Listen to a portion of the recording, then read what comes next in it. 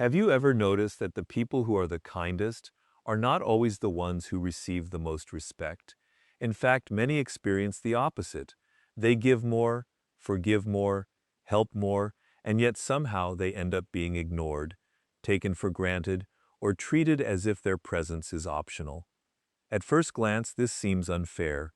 We are taught that kindness naturally earns admiration. But human nature is more complicated than the stories we were told growing up. One of the greatest misunderstandings. And if your behavior constantly communicates that your time, attention, and energy are available without limit, people unconsciously begin to assign them less value. This is not because they are evil. It is because the human mind naturally values what appears limited and respects what can be lost. Think about anything people treasure. It is rarely abundant. Scarcity creates value. This principle applies not only to money, possessions, and opportunities, but also to your attention. When someone knows they can interrupt your schedule, ask endless favors, disrespect. This is where kindness quietly transforms into weakness. Not because kindness itself is weak, but because it has become detached from self-respect. There is an enormous psychological difference between choosing to help and feeling unable to refuse. From the outside, both actions may look identical. Internally, however, they come from completely different places. One is driven by strength and freedom. The other is driven by fear, fear of conflict, fear of rejection, or fear of being misunderstood. Ironically, the harder you work to prove that you are good enough, the less others tend to value you. Respect cannot be negotiated through endless sacrifice. It emerges when people recognize that your kindness is a conscious choice, not an obligation. Many individuals unknowingly fall into the trap of overgiving because they confuse being needed with being valued. Those two things are not the same. Someone may need your help every day and still fail to respect you. Need creates dependence. Respect comes from recognizing someone's standards, character, and willingness to protect their own dignity. They know when to give and when to step back. They understand that saying yes to everyone eventually means saying no to themselves. And every unnecessary sacrifice sends a subtle message that their own needs matter less than everyone else's. This is why unlimited kindness often produces limited appreciation. Human nature adapts quickly. What begins as extraordinary becomes ordinary, and what is always available soon becomes invisible. If you want your kindness to remain meaningful, it must exist alone. Once you understand that unlimited kindness can quietly reduce your perceived value, another truth becomes impossible to ignore. Every interaction is teaching people how to treat you. Whether you realize it or not, your behavior becomes an instruction manual. Every time you tolerate disrespect, every time you apologize for having reasonable needs, every time you abandon your own priorities to satisfy someone else's demands, you are sending a message. That message is simple: this is acceptable. Human beings are exceptional observers of patterns. We pay less attention to what people say and far more attention to what they repeatedly allow. Someone may tell others, "Please respect my time," but if they consistently answer calls during family dinners, cancel their own plans at the last minute, or immediately respond to every request, regardless of the inconvenience, their actions tell a different story. Eventually, people stop listening to the words and begin following the pattern. This is why boundaries are not merely personal preferences. They are psychological signals. They communicate what you value, what you protect, and ultimately how you see yourself. Many people fear setting boundaries because they mistake them for rejection. They worry that saying no will make them appear selfish, unkind, or difficult. But healthy boundaries are not walls designed to push people away. They are filters that reveal who truly respects you. Someone who values you will adjust to your boundaries. Someone who only values access to you will resist them. Notice how manipulators often react when they encounter limits. They may become offended, apply guilt, question your loyalty, or accuse you of changing. This reaction is revealing. They were never comfortable with your strength. They were comfortable with your compliance. The moment you begin protecting yourself, they interpret it as a personal loss, because they have grown accustomed to unlimited access. There is another psychological principle at work here. Consistency creates expectations. The first time you do someone a favor, they may feel grateful. The 10th time, they expect it. The 20th time, they may even feel entitled to it. Gratitude slowly transforms into assumption when generosity is never balanced with limits. This is not always a sign of malicious intent. It is simply how human beings adapt. What was once extraordinary becomes normal, and what becomes normal is rarely appreciated. Standards are not established through speeches or emotional confrontations. They are established through calm, repeated action. When you protect your schedule, keep your promises to yourself, decline unreasonable requests without guilt, and refuse to negotiate your dignity, people begin adjusting their expectations. They learn that your kindness is real, but it is not unconditional access. This shift also changes something within you. Every boundary you honor strengthens your sense of self. Every respectful no reinforces the belief that your time. People rarely rise above the standards you consistently enforce. They meet the level you quietly accept. If you accept disrespect, it multiplies. If you expect respect and consistently demonstrate it through your actions, that expectation gradually becomes the foundation of every relationship you build. Never forget this. Every yes teaches people what they may take from you, but every principled no teaches them how they must value you.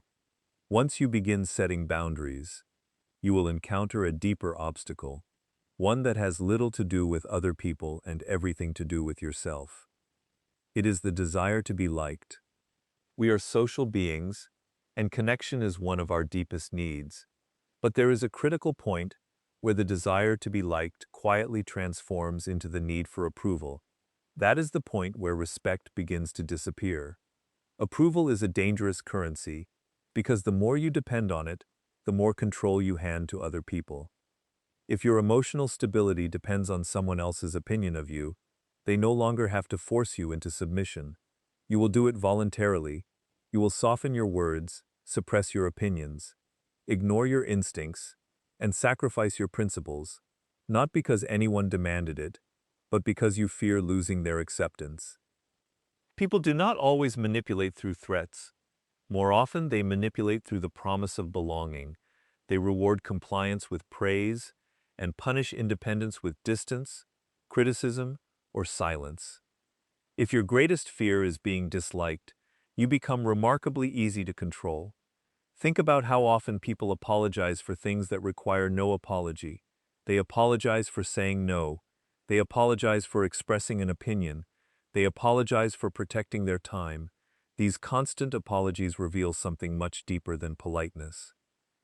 A confident person does not feel compelled to explain every decision or convince everyone to agree. They understand that disagreement is a normal part of life. They are willing to disappoint others when necessary because they know that preserving their integrity is more important than preserving universal approval. This does not mean becoming arrogant or indifferent to others. There is an enormous difference between confidence and ego. Ego demands admiration. When someone is willing to stand by their principles without becoming defensive, they project emotional stability. Others sense that this person cannot be easily manipulated by praise or criticism. Their identity is rooted in something deeper than public opinion. Consider how often people chase approval by becoming endlessly available, agreeable, or entertaining. They believe that if they give enough of themselves, they will finally earn lasting appreciation. Yet appreciation built on approval become exhausting because they require continuous self-sacrifice to survive. Real respect grows differently. It develops when people recognize consistency between your words and your actions. It grows when they see that your values are not for sale. It deepens when they realize you cannot be persuaded to betray yourself simply to avoid discomfort. That kind of character creates trust because it is predictable. People know where you stand, even when they disagree with you. Perhaps the greatest freedom you can experience is accepting that not everyone will approve of you, and that they do not have to. The moment you stop chasing validation, you stop living at the mercy of other people's opinions. You reclaim your attention, your decisions, and your peace of mind. Remember this. The person who needs everyone's approval eventually loses everyone's respect, but the person who respects themselves first never has to beg for either.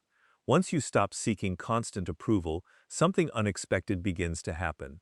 You become less available, not because you are trying to appear important, but because your life is no longer organized around other people's expectations. This is where another powerful psychological principle comes into play. Silence and distance often create more respect than constant availability. Most people assume that the more they explain themselves, the more they will be understood. The more they text, call, reassure, and justify. But human nature often works in the opposite direction. Excessive availability removes all uncertainty. It leaves no room for curiosity, no opportunity for appreciation, and no reason for others to value your attention because they have become accustomed to having it whenever they want. Think about the people who leave the strongest impression on you. They are rarely those who demand attention every hour of the day. They speak when they have something meaningful to say. Their silence is not coldness. It is evidence that their world does not revolve around seeking validation. Many people fear silence because they misunderstand it. They believe that if they do not immediately respond, immediately explain, or immediately fix every misunderstanding, they will lose the relationship. This fear often creates the opposite outcome. Constant explanations communicate insecurity. Endless reassurance suggests that you need acceptance more than the other person needs your presence. Silence, when used wisely, is not manipulation. It is emotional discipline. It is the ability to resist reacting to every criticism, every provocation, and every uncomfortable moment. Sometimes the strongest response is allowing your actions to speak while your emotions remain under your control. Distance serves a similar purpose. Healthy distance gives relationships room to breathe. It reminds people that your attention is valuable because it is invested with intention, not distributed without thought. When you spend all of your time trying to remain visible in someone else's life, you often become less visible in your own. Your ambitions shrink, your personal growth slows, your identity becomes tied to maintaining another person's approval, rather than developing your own potential. Something that once felt exciting gradually becomes ordinary through repeated exposure. This is why people often fail to appreciate what they see every day. The same principle applies to your presence. If you are always available, always responding within seconds, always sacrificing your schedule, your attention begins to feel expected rather than earned. This does not mean becoming emotionally distant or intentionally ignoring people to create artificial scarcity. Such behavior is merely another form of manipulation. When your life has genuine direction, availability naturally becomes selective instead of unlimited. People are drawn to those who possess quiet confidence because they sense that this person is complete without constant external affirmation. That quiet confidence is communicated through patience, measured responses, and the willingness to let time reveal what endless words never can. Never underestimate the power of restraint. Sometimes the loudest statement you can make is refusing to chase, refusing to explain. If silence and selective distance help others recognize your value, then boundaries are what protect that value over time. Many people hear the word boundary and immediately imagine conflict, rejection, or emotional walls.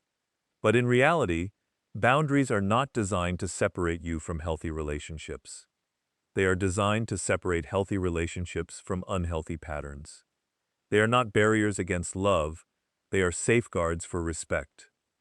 They carry responsibilities that were never theirs to begin with. Outwardly, they appear generous, but inwardly, they grow exhausted. Eventually, the kindness they once gave freely turns into frustration because it was never balanced with self-respect.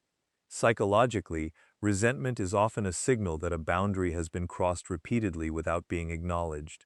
Many people blame others for taking advantage of them, but there is another question that requires equal honesty. How many times did you silently permit the behavior? You cannot control another person's choices, but you can control the standards they encounter when they interact with you. Every healthy relationship depends on mutual responsibility. Respect cannot exist where only one person consistently sacrifices. If one individual is always adjusting while the other never has to change, the relationship slowly becomes unbalanced.